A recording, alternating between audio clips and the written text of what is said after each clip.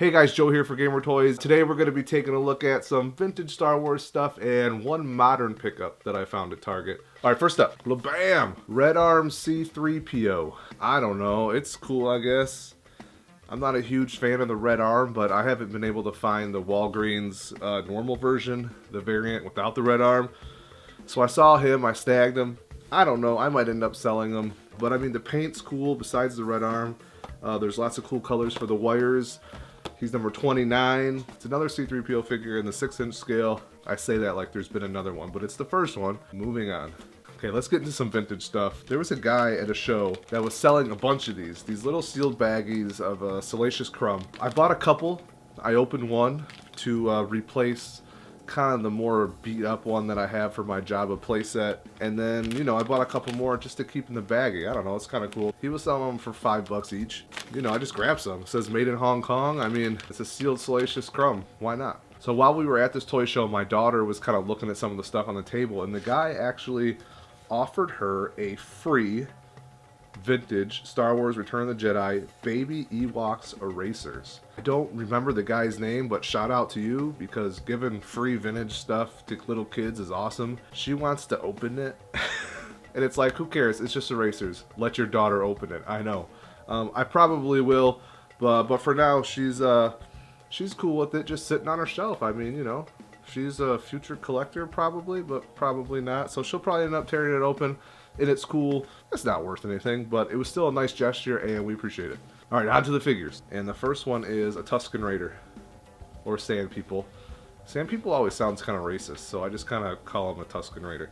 But yeah, complete original weapon.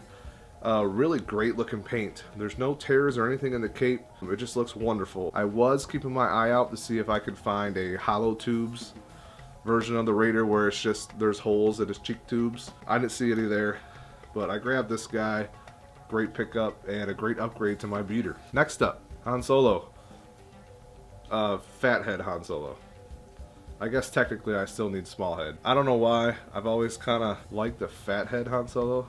I don't know. Maybe just because it's so weird, it's awesome. It's so bad, it's good, Original blaster. I love that he's got the from the hip Clint Eastwood about to shoot you pose. The paint is great on this guy.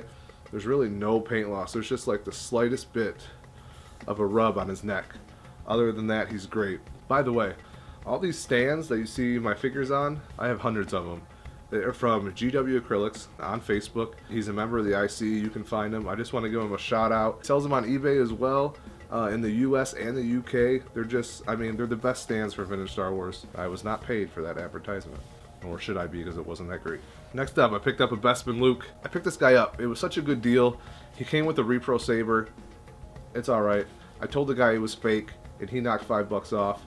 And when I got home, I broke the saber in half and threw it in the garbage. The blaster is real. The paint loss, there's a little bit of paint loss on the saber and the belt.